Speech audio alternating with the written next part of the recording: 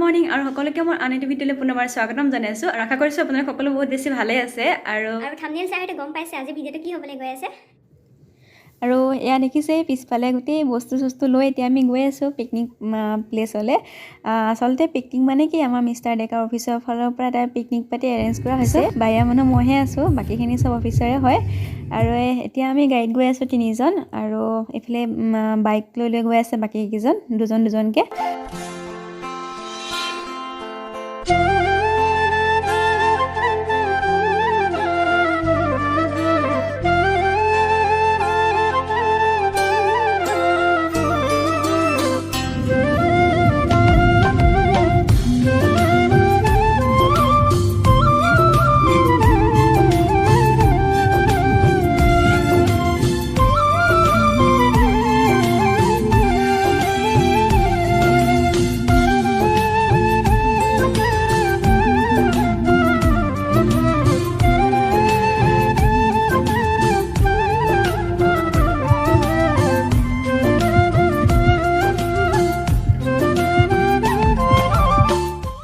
আৰু এই আমি পাই গ'লো সেই পিকনিক জেগা আৰু জেগাখিনি বহুত বেছি ধুনীয়া আপোনালোকে দেখিলে গম পাইছে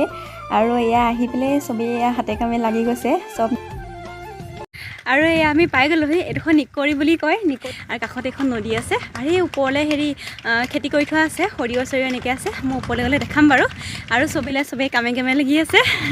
বাচন ধুবলৈ সেই বাচন লৈ আহিছে আৰু ইয়াত আচলতে কি হয় সেই আগলৈ মানে পানীখিনি আছে কিন্তু ইমান মানে চাফা নহয় পানীখিনি মই আগলৈ গুচি আহিলোঁ চাবলৈ ইয়াত মানে চাফা পানী আছে নাই এইফালে ভাল পানীখিনি সেই তাতকৈ ভাল এয়া গায়ত্ৰী হাই কৈ দিয়া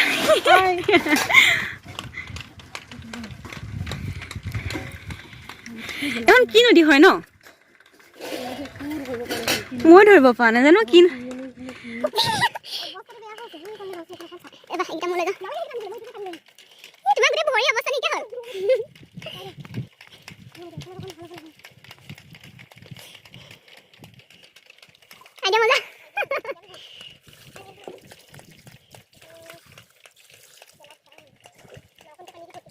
এইফালে গোটেই কাকগিটা পলস আছে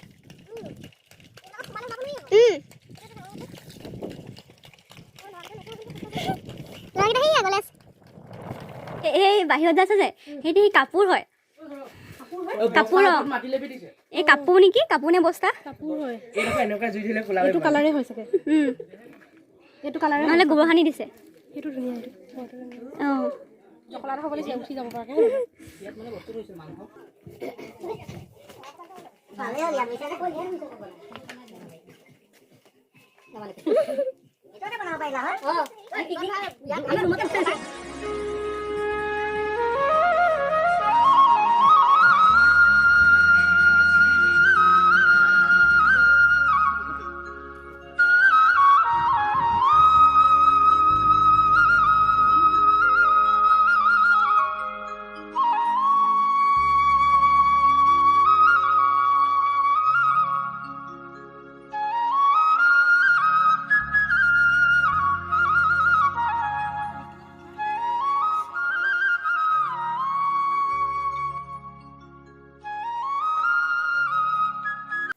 আৰু আমি য'ত পিকনিক খাইছোঁ তাতে সন্মুখতে গোটেই সৰিয়হ শাক কৰি থোৱা আছে আৰু বহুত ধুনীয়াকৈ হৈ আছে সৰিয়হ শাকখিনি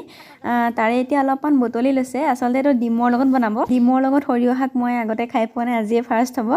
আৰু এইফালে ইয়াত ডিম আৰু সৰিয়হ শাকৰ এইটো জ্বলা ভাজি বনাবৰ কাৰণে এইফালে শাকখিনি কাটি লৈছে আৰু এইফালে ডিমখিনিও কাটি লৈছে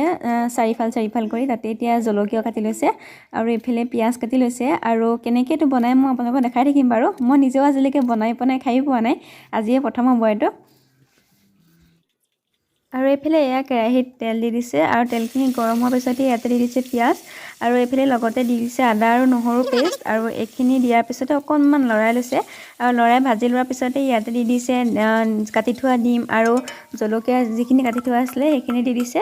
আৰু ইয়াতে লগতে দি দিছে শাকখিনিও আৰু এইটো বনাবলৈ একেবাৰে সহজ খাবলৈও ভাল লাগে আৰু এইখিনি ইয়াতে শাকখিনি দি দিছে আৰু শাকখিনি দিয়াৰ পিছত এইখিনি অকণমান লৰাই ইয়াতে নিজৰ জোখমতে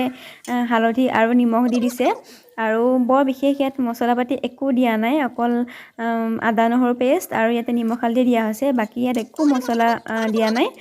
কিন্তু খাবলৈও ভাল হৈছিলে আৰু এইটো মোৰ মানে বহুত নতুন ৰেচিপি হয়, মই আগতে খোৱা নাই, খাই ভালেই লাগিলে বাৰু। আৰু অলপ সময় ভজাৰ পিছত ইয়াতে দি দিছে বিলাহী, আৰু বিলাহীখিনি দিয়াৰ পিছত ইয়াত দিবলগীয়া একো নাই, আৰু এতিয়া এইখিনি এনেকৈ লৰাই লৰাই অলপ ভাজি থাকিলেই হ'ল। আৰু এইখিনি ভাজি হোৱাৰ পিছতে যেতিয়া হৈ যাব তেতিয়া নমাই থ'লে হ'ল, বৰ বিশেষ কৰিবলগীয়া একো নাই। আপোনালোকে যদি এনেকৈ খোৱা নাই খাই চাব পাৰে, ভালেই লাগে খাই। আৰু এতিয়া ইয়াতে দি দিছে অকণমান ধনিয়া, আৰু একেবাৰে হোৱাৰ সময়ত দিছে ধনিয়াখিনি।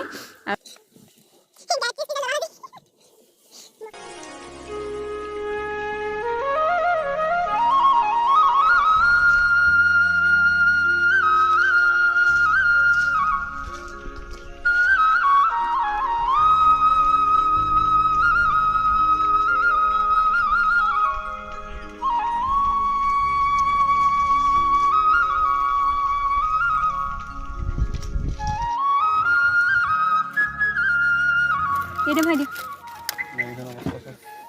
তোমাক আচলতে চুৰ বুলি ক'ব নে কি বুলি ক'ব?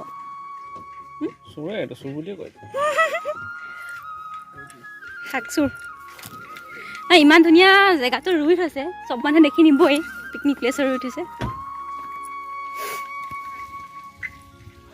এই মানুহকেইজনে যে কোনে কিমান দূৰ মানে দলিয়াব পাৰে শিলগুটি, সেইটো খেল খেলি আছে।